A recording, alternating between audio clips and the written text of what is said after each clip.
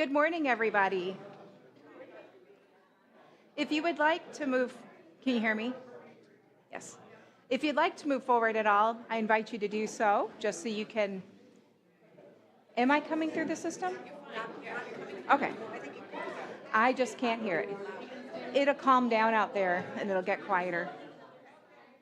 So if you'd like to move forward to make it a more intimate gathering for our conversation with Bill, feel free to do so. I'm listening. I can see she's listening and taking suggestions. You don't have slides?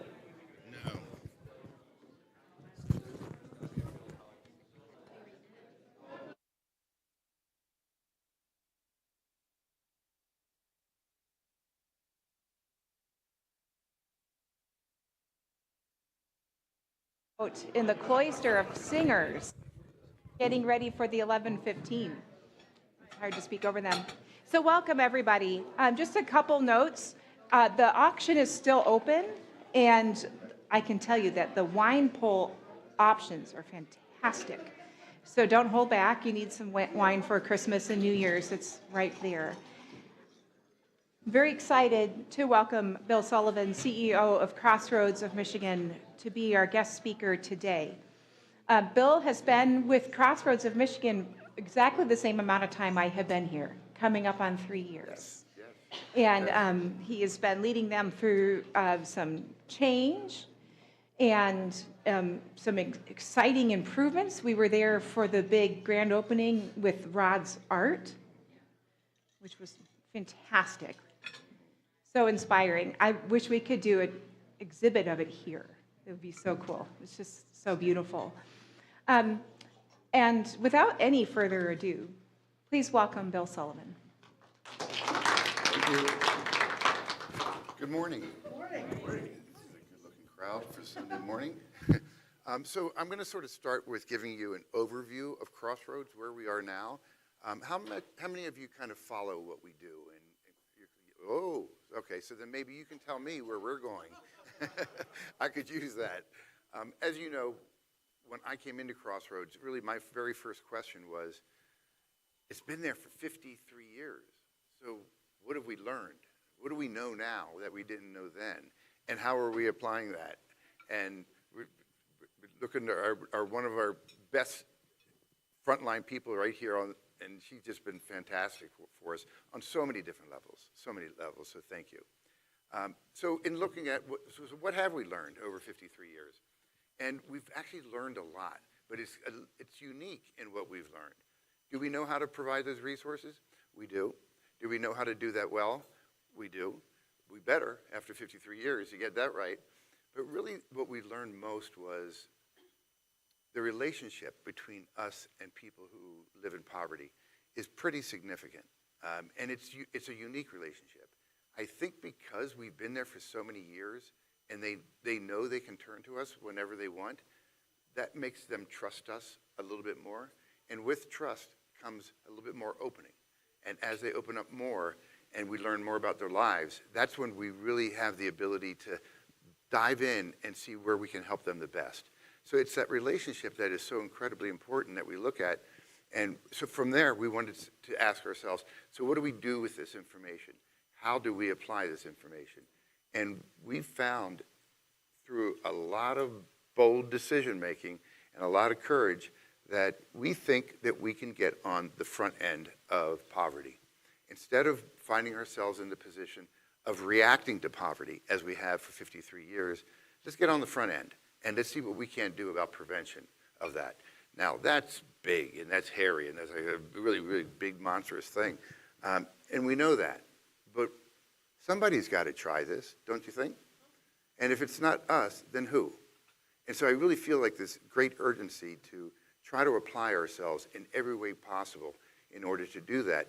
So I look around myself, and I look at the talent that we have, and I think we've got the talent here. We've got the insight here. How do we bring all of this together? And it was through that we started to look at, well, within poverty, there's a lot you can do because there's a lot that has to be done. However, what are we uniquely strong at? Because that's going to tell us where we're going to do well. And that's going to make a lot of difference to the people that we serve. So we did find that we have this really interesting understanding of generational poverty, because so many of the people that we serve now, we now are serving their grandchildren, and we serve their children. So you look at that pattern and you think, well, how does that happen? Can not one of them break that cycle? What does that look like? And if they can't, why not? That's a bigger question. That's a really interesting question. So we started to take a look at that, and we felt like we had a role within the prevention space on generational poverty. And our role is relatively simple. Maybe I'm making it sound too simplified, but we really do believe that when a child is raised in that environment of poverty, and they're surrounded by aunts and uncles and friends and cousins and everyone else who lives in poverty, what is it within that child that says, that does not have to be for me? I could do something different. It doesn't exist. So how do we break that? So that is our intervention with generational poverty, is we insert ourselves with the idea when a child's very young, with the primary caretaker, the parent, to say to them, what is it that you want for your child? And if what you want for them does not include poverty, let's work on that now, on how you can prevent that child from going into poverty.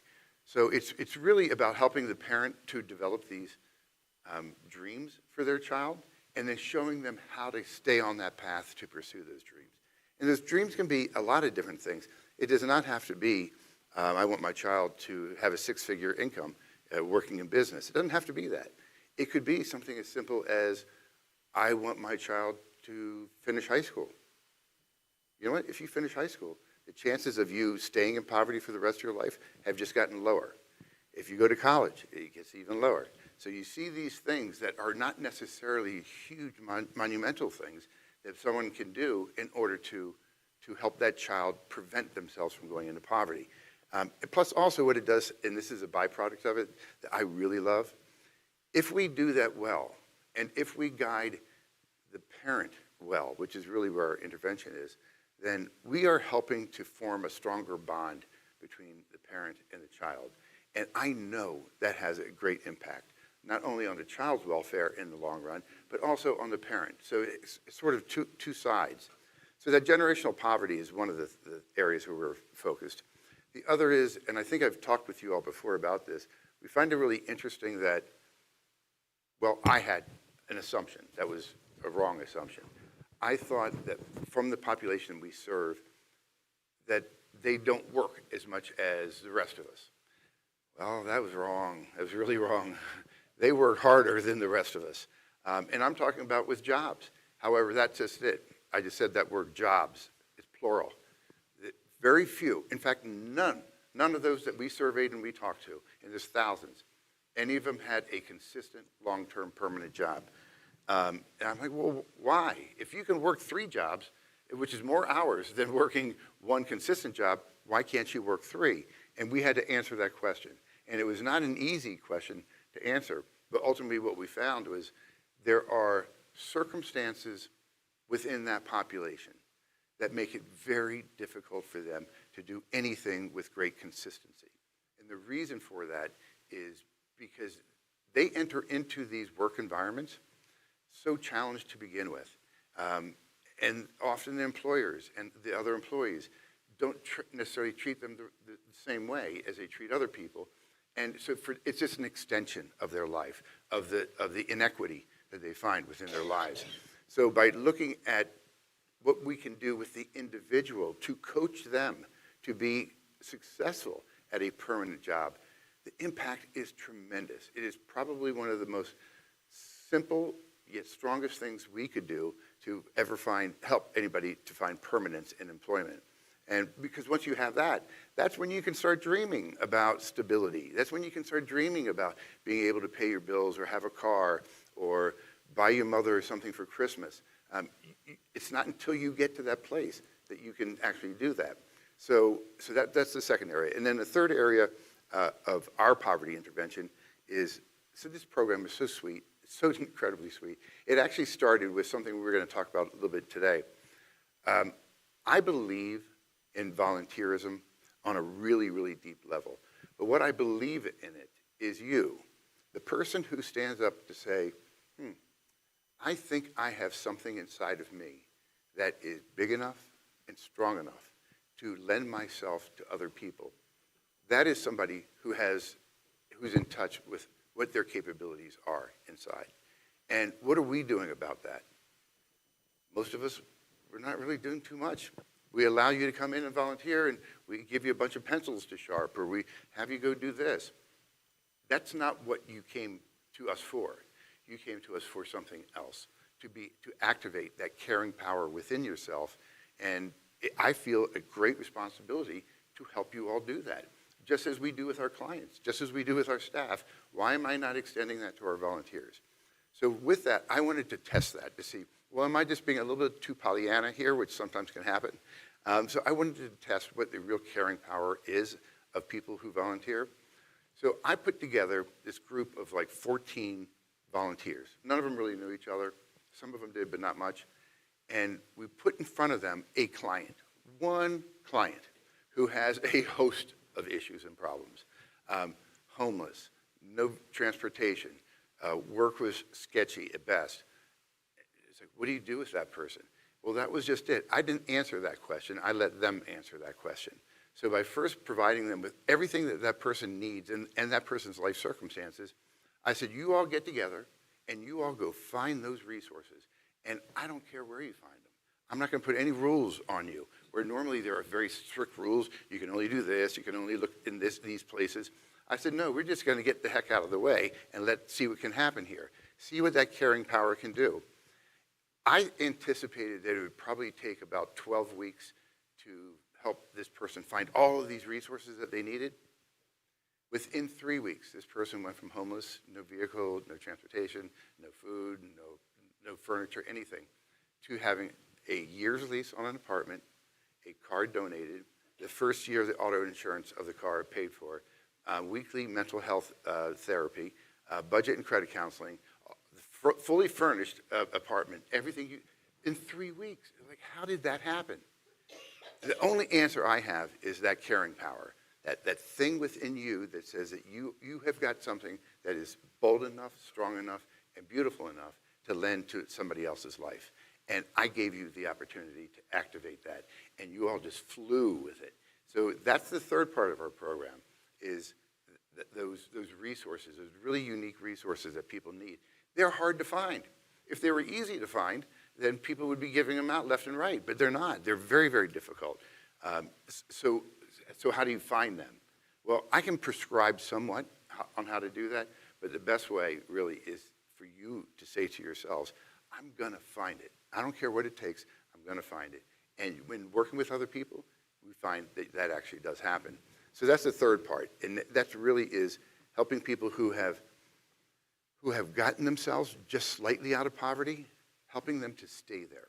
Because and I was just talking with Dominic about this earlier, that's a really interesting dynamic that we're seeing now, is there are people who are able to exit poverty. Not a lot, but there are people that can do that. And I want to know why. Why could you do it and not the next person? What's the differentiator there? And one of the answers to that is the resources. What we found is as people are exiting poverty, they are more trying to exit poverty than they are in trying to find that stability. They're trying to get the heck away from all of that mess in their lives. Well, that means the resources that they need in their lives, they're not putting as much attention to, and that's the fallback for them, is they end up finding themselves being very scarce with a lot of resources that we all know you need. We got to put gas in our car every week. We have to do that, or we're not going to be able to get to work. We have to have a job. We have to have clothes that are appropriate to wear to work. These are things you have to have in order to maintain. We know that because we have a lifetime of living that. They don't. They're just now stepping into that space, and they were not thinking about that at the same level that we do. So that's that third part of the program, is really working with them to let's really draw out every resource that you need in order to maintain stability. The goal of that program is not for them to get out of poverty. That will, if they continue the path, that will happen. The goal is, how do we keep you there once you get there? Because there's so many people who exit poverty, and we're all excited and thrilled for them, only to turn around and then come back and, oh, They fell back into poverty repeatedly. This keeps happening. So the question is why? And it's really because they lacked the appropriate resources they need in order to continue to stay in stability. So those are 3 programs are really what our role is in the prevention of poverty. Do we think we're going to do well? I do. I think we're going to do really well because it's so right for us. I mean, we catered this program to where our strengths are. So it only makes sense that it's going to be more natural for us to do that. So with that, as you look at Crossroads, for 53 years, we were this resource distributor. And I call that whole thing reacting to poverty. So for 53 years, we did a lot of reaction. For the next 53 years, we're going to continue to do that. But we now are also going to be on the side of prevention. And that is what I call being proactive against poverty. So we're going to combine those 2 things. And that's where we are now. We're in that process now of combining them together and seeing how that fits. And that, to me, is exciting. It's challenging, not only for the work of it, but to see any kind of change happening at an organization that's been around for 53 years. That can be really difficult. That can be really, really difficult for a lot of people, and we are finding that. And so I'm constantly faced with the internal battle with myself of, do we do nothing because so many people are so comfortable to do nothing and just keep that change, to stay without change? Or do we do what I think is right, what I hope is right, and be courageous enough to step into that space? And I continue to land on the question I was asking you all earlier. If not us, then who? If I could answer that question, I might feel a little bit more confident about it, but I can't, so therefore I feel compelled, as old as I am, as long as I've been doing this, I have to trust that wisdom, I have to trust that experience that I have, that this is the right thing for us. So that's exciting. I don't think this is going to be disruptive to our work. I wouldn't say so. Would you think that our work now is disruptive? No, exactly. But it just feels natural, it feels right, and if we can do something to shed light on poverty, instead of just reacting to it. There's a lot of people who do that, but we really want to be proactive against it, and I think it's a good spot for us to be in. I think it's a courageous place for us to be, but one that feels really good. I mean, we certainly have the talent to be able to be there, so why would we not? Why would we not? Yeah. So how am I doing so far? Yeah. Can I get some water?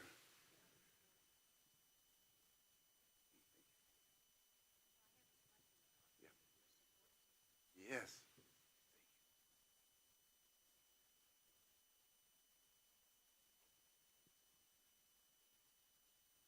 So for our frontline workers, is that what you're asking? Or the clients? Yeah. So by support systems, you mean personal support systems? Yeah, it's such a big question. Yeah, it's a great question. We all know that. None of us can tackle these things in life on our own. We believe in that support system. What we find is the work around us, don't put a lot of energy towards that. We don't even know how to fully do that on our own. But what we can do is we can extend our support of their systems, such as we provide bus tickets, transportation for people. We used to have a very strict rule that it can only be used to get to a job or back from a job or something of that sort. And we thought better about that because of that very question. And sometimes you might want to go see your mom. You haven't seen your mom because your mom is a great support system. Why would we not give you a bus ticket to go see your mom? Why would we not? So we now do that. If you want to go if you want a bus ticket to go see a friend that you haven't seen in a long time, that's a support system. Of course, we're going to provide it for that. So that's what we can do. We cannot enter into the space of mental health. In fact, this is a really interesting question that you sort of are triggering within me. Therapy is something that if I could offer that to every single client, I would do it in a second. But I can't. It's just too big of a beast, and there's other people who do that and do that better, so they should be doing that.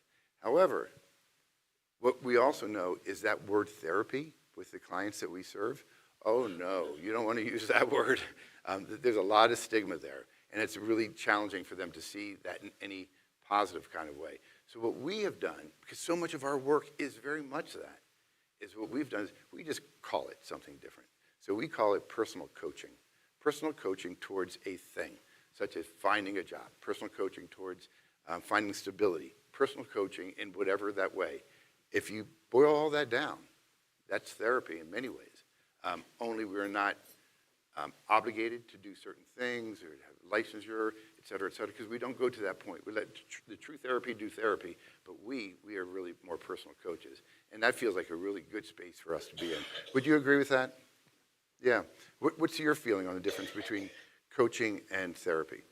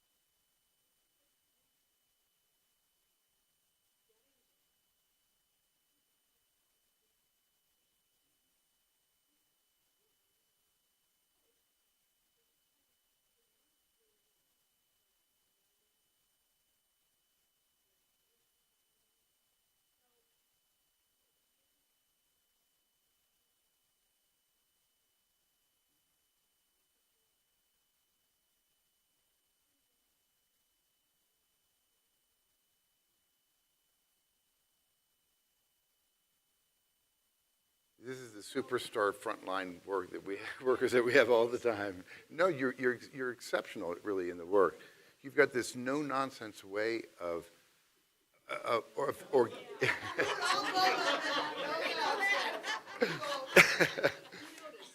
a little bit, yeah.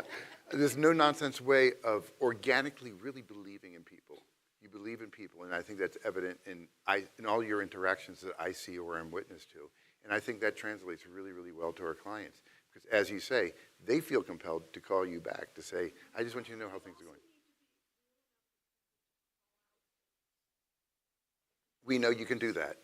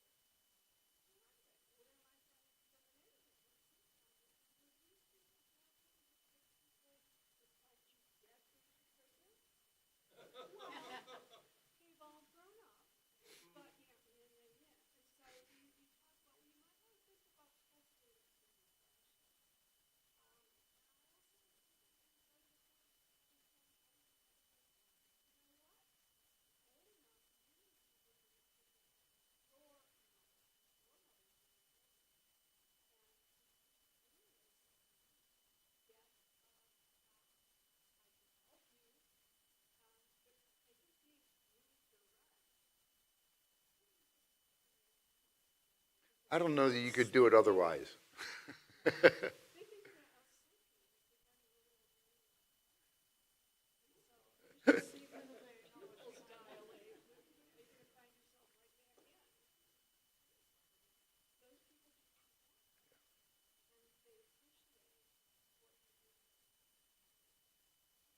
You're showing them love.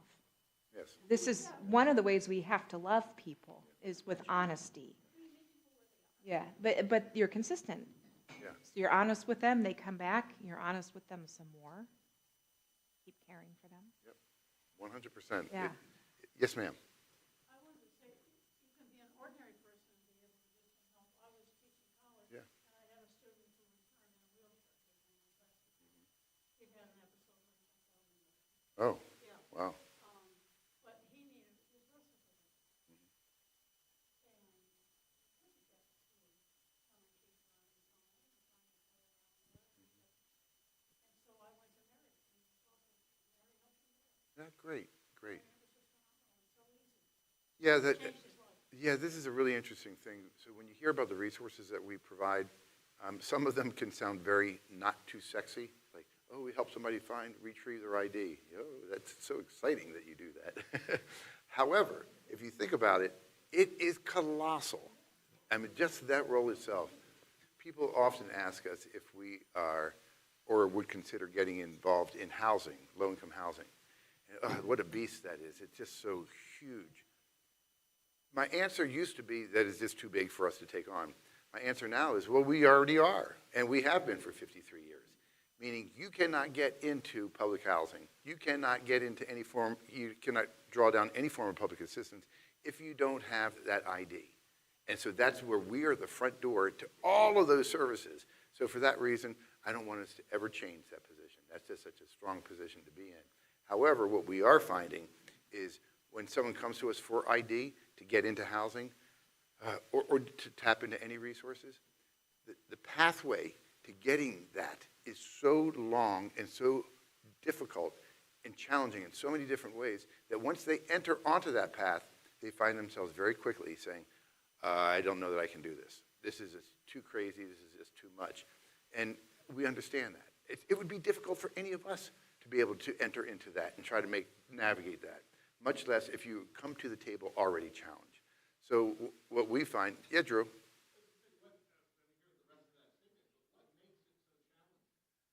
Because it's so highly unexcellent, the system is. And by that, what I mean by that is there are organizations that you will need to go to along the way, and those organizations, they're not going to tell you, they're not going to promote it, but they're not really open between 12 and 3. Oh, well, so you get there at 11:55, you've got a 3-hour and 5-minute wait minimum just in order to get, well, that doesn't make any sense at all. But this is where what we see often in these kinds of services is that they often are run and governed by what is best for them, not for the client. And we don't do that at all. We do the exact opposite. In fact, we sacrifice so much of ourselves and what we do in order to be there so the clients are always the number one in what we do. And really, in my mind, the way it works is clients are number one, staff is number 2. I don't know where I fit on that line. I got to figure that one out. I do. So yeah, it's just a highly excellent system. There's too many roadblocks. There's too many. You get to one organization that you have to go to along the way, and you learn when you get there, oh, well, you need this information, this document, that document. Why didn't they know that before they went in? Nobody told them. Right. So what I think might be an interesting role for us is to evolve ourselves into being the map maker for housing, which means we actually create a map, and we actually show you, this is what you're going to have to go through. And when you get to this one, let me tell you right now, this one's going to be a real challenge, and the reasons are this, that, or the other. If you know that you're about ready to face a huge challenge, you're a little bit more prepared for it than all of a sudden showing up and finding out you can't be seen or you need other documents. At some point, you're just going to want to throw your hands up. Sure. The majority of our clients actually come to Crossroads initially for ID and birth certificate.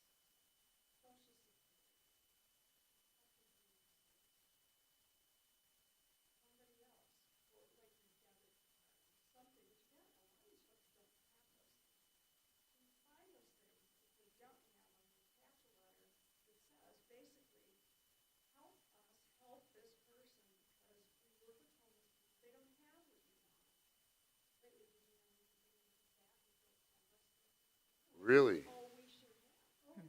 So, yeah, there are challenges with getting people on there. It's just not easy. And we see this with all the other organizations that we support too, the importance of persistence. And so we're really grateful that you are there, meeting people in that gap to provide that persistence and energy that all of us know is really hard to even do for ourselves.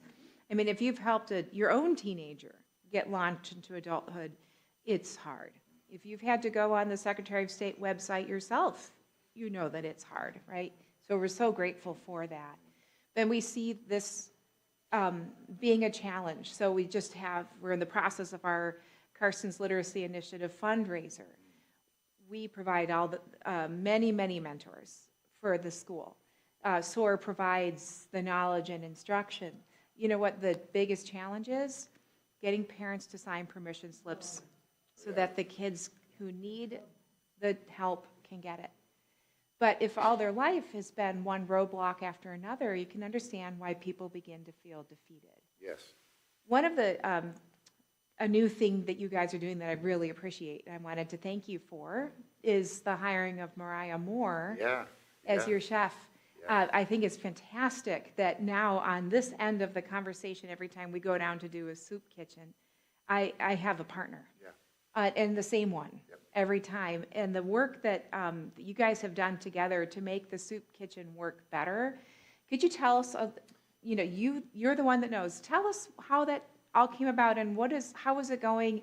Is it improving the willingness of other organizations to show up and volunteer? Tell me a little bit about that. Yeah, so that's a really interesting. So it did take a while to find Mariah, which meant for a while there, we did not have the right talent within that role. And boy, did I hear it. Did I hear it. It was really tough because it's such an important role at Crossroads that if you get it wrong, boy, do you get it wrong. It's wrong in a big way. So it took a little while to find her. But what we were looking for is we were looking for a leader. We were looking for someone who understands the population that we serve. And that doesn't just mean the client. That also means the sponsors for that week and how to work with them. Understanding a lot of them are like older churches and older organizations that are used to doing things a certain way. And how do you step into that group and say, let's do things a little bit different? Oh, no. They don't want to hear that at all. And I don't think that I could do that because I'm just maybe too forward. However, Mariah is just got this beautiful way about her that just makes you want to listen to her, makes you want to take her direction. So the soup kitchen, so as you all know, this is like our charm. This is like our signature thing that we do. It's incredibly special to us. But it's a challenge. It's a really big challenge. And the reason why it's a challenge is because it has been doing the same thing what it's been doing for 47 years now, almost 48 years. And to try to change that system is really difficult because in order to do that, you first need to change the minds of the people within that system. And if you can't do that, then you're stuck. You're not going to get anywhere. So part of it all started with a vision. First of all, asking ourselves, well, what is it that we want out of the soup kitchen? Yes, of course, we want to be able to serve food to people who are hungry. But is that really it? And I don't think that really is it. I think what we want is we want to be able to love people because we know how to do that. And we know that they need that. So then let's find a way, the best way we can to love people. Drew and I have talked about this before. I find so many similarities between what he does and what I do. Not that I'm anywhere close in comparison to that, but we approach our work from the same place, and that is a place of love, a place of affecting people with things or thoughts or care that makes them feel better. And that's just what human nature does with each other.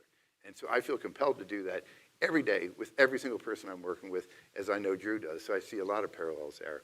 But the soup kitchen, so if we really want to love people, then you can love people either in a half-assed way or you can go all in and love them.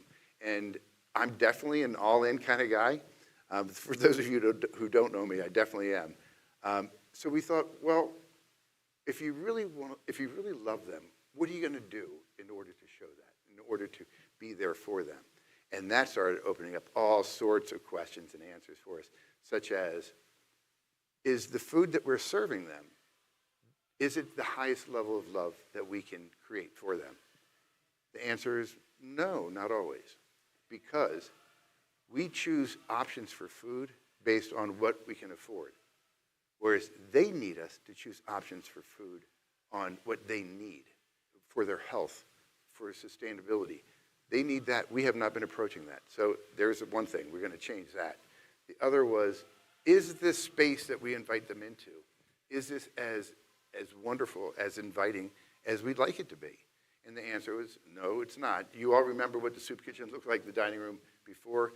Gray walls. There were about 4 different color shades of gray, but that was the only color in there.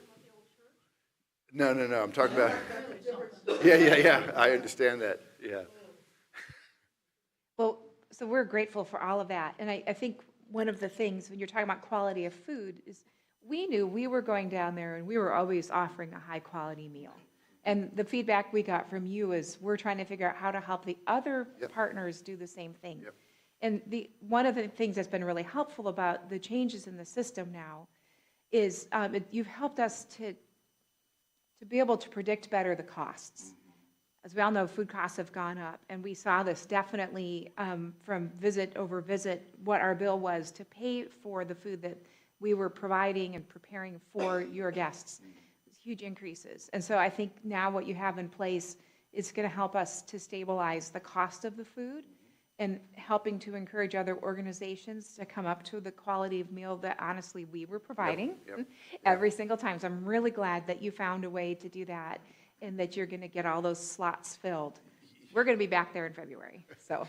Yeah, so I really do think, and I've said this before, I think you all are like the model organization for us. I think you have a stronger voice with other sponsors than we have. And that is because you are one of them. You can say, I understand what you're going through. I understand the challenges of the economy and the cost of food, et cetera, et cetera. You can say that better than we can say that. So I really do see a role, and we've talked about this. I would love for you to be like a mentor to other organizations, to show them how to do it. We'll work on that. Yeah, Let's do it. Good. No, I'd for like sure. that. That would be really great. Right. Yeah, because we've been partnering this way in a long time. We have our summer starters that you all know about and are contributing to in the children's offering. This next Sunday, not today, but next Sunday is Lessons and Carols. That begins our season of the collecting for Crossroads. And so please give generously for that. Please. So that we can continue to provide that consistency that I'm hearing through this whole conversation, that it's consistency that makes it possible for people to change. Yes. And to become the person more that God intended them to be. Indeed. Yeah. Indeed. Yeah. Helping people to realize.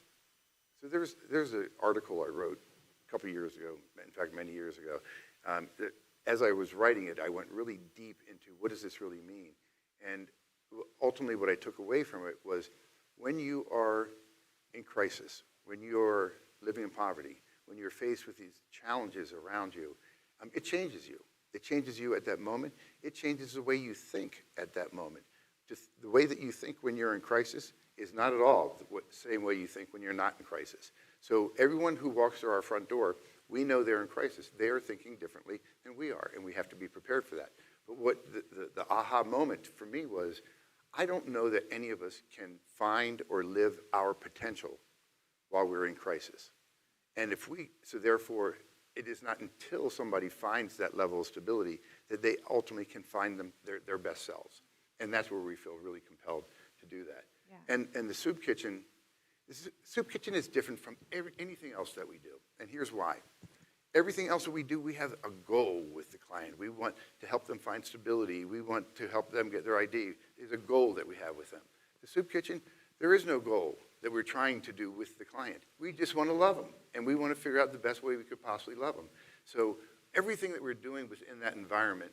So this is interesting.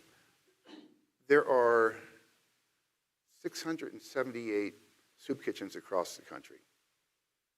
They all pretty much look and operate the same way Crossroads does. What we're going to do is we're going to find ourselves in a position where we are standing out in such a way that they're going to be turning to us because we got information they don't have.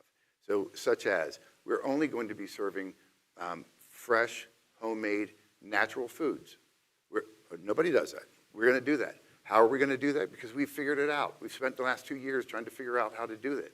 And we have figured it out. We have partnerships. We have vendors that are willing to help us along the way. We have people, the amount of styrofoam that we put into the world, it is shameful. It is absolutely shameful. Well, how are we really loving this population if we're polluting their world? That doesn't sound too loving to me. So we have to get away from that kind of stuff. So how do you do that? Well, there's a cost in order to serve food through compostable materials, et cetera, et cetera. We have figured that one out. We did a scan nationwide of what organizations provide these kinds of services, these compostable materials. And we see their cost point, but we stopped and we called them. We said, let me tell you what we're trying to do.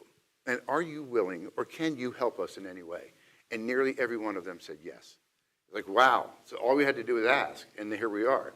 So we're in the midst of this huge conversion of the soup kitchen from what it has been, which was a lot of processed foods that was coming out of there, to now being only healthy, homemade foods that are good for their diets, that are good for their health. To say nothing about, we also are creating a garden outside of Crossroads where we will grow our own produce. We are so excited about that.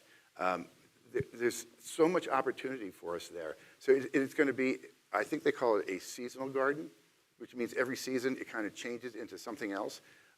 That's super exciting for us to be able to do it. So to be able to see somebody walk through our front door and to know that our ability to love them has just gone to the point of us being able to provide fresh food for them. Maybe even fresh food that they helped grow. That's another part of this that we really love. And the energy that we use. So that soup kitchen, that dining room is huge. We use a lot of energy there. So we now have strategies on how to ultimately reduce that. By a certain year point, we're going to be carbon neutral. Well, that's a big statement to be able to say. It is all of these changes that you all can pray for me on, because I'm definitely going to need that as we enter into it. But as to your point, and to Mariah, her impact is we are approaching that very methodically. We are involving all the sponsors and it is starting to track. So like right now, a lot of materials in these are parking spots. So we think we're way into that. Yeah, we also have eliminated a lot of non-compostable and non-recyclable products here. So it's a commitment, but it's the right thing to do. And the right thing to do is not always the most easy thing. So, Where is this? How does it experience? every once in a while, we can be grateful for that. Yeah, we're just really glad to have you here today. I'd like to continue our partnership industry. We sit in a unique spot as a congregation. I want you to understand that. And then that the different partnerships we have are all coming at this problem from different angles. And all of these organizations are dealing with sometimes people might call a systemic evil or a structural evil. Why is the system feel so hard? Why is it so hard to sell out or perform? The system is gummy. It's just hard. It doesn't work well.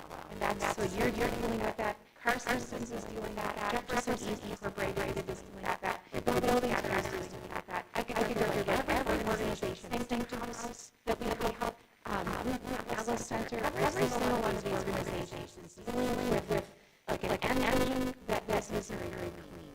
It's not very efficient and struggles to run. All of organizations need us. Part of what we do is to help to clean that engine.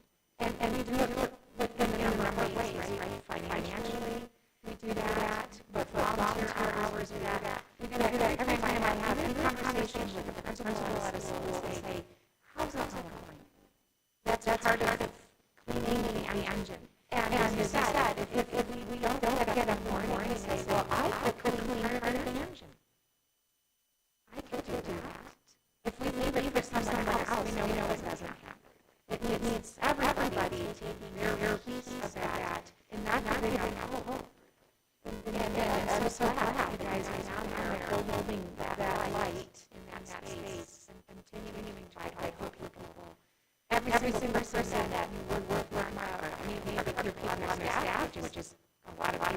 associated with us. To help one person at a time is what you're doing helps to make their to grease the skids a little bit more for them, get them moving in the right direction. Yeah, so right about that. I think the differentiating there is often in stepping into this work and poverty, and that's huge. A lot of people tend to think, how can I affect this system? How can I rebuild this system? And we approach that in a different way, because our strength is in that relationship that I talked about earlier. So our approach is really, how do you be effective in addressing poverty one person at a time? Well, we have 53 years on how to do that. So that's we're applying all that to our work now, and we really do it for one person at a time. Subsequently, we do that well. We find there's scalability within that. You have to learn muscle first. So that's a large part of where we're going. I have a question for you all. So you've all heard about talk a couple different times about Crossroads, where we came from. What are your thoughts on where we're going? And do you have any thoughts on where you would like to see this go?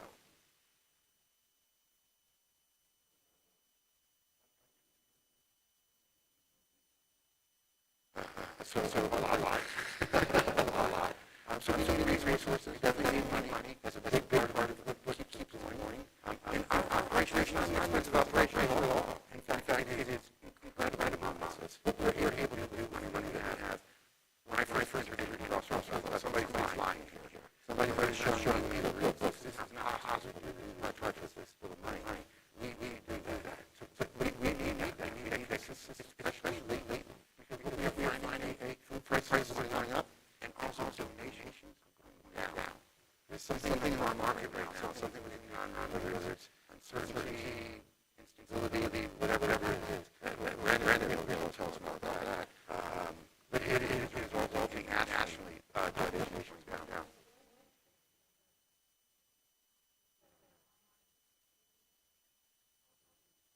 Right.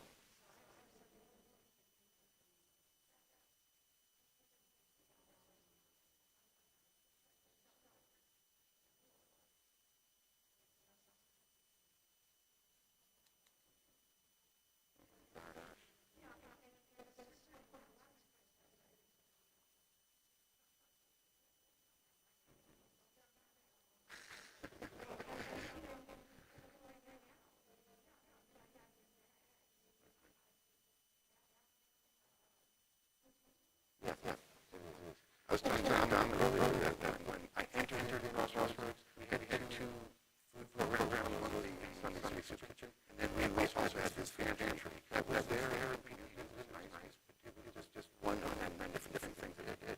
Over the course of these 3 years, the need has grown so significantly, and we just trying to respond to it, and now have 6 food programs. And it's just not enough. It's not enough. We're faced with a real challenge. I think a year or two ago, where the numbers and numbers just going up and up. So where's the money? How can we keep up with that, financially and otherwise? Because we know the cost of purchases food. And so we can't do anything about the need. We can't make need that. We can't do anything about the actual food. But what we can do is maybe we can learn on how to feed these people in a different way. So what we did is we went through the whole certification on how to be able to look at any kinds of food and couple them together in ways they need to, their meals stretch longer further. All you know exactly what I'm talking about. You know how to do that. So we took that on Crossroads. We now are certified by different areas that are national certifications. We're real proud of that. The bigger question that I pose down is, where do you go with that? How far do you go with that? Do you allow yourself to become the food organization? I don't think that's the right way for us. However, I think to be appropriate on how we respond is really the right thing for us. I had to be back upstairs 2 minutes. Okay. But you all can talk, because I'm sure there's still lots of questions, and I want to just break in and thank you, so that I can take my fire out and go back out to church. But we'll leave with us as lessons and girls whenever we read next. And you all just continue to enjoy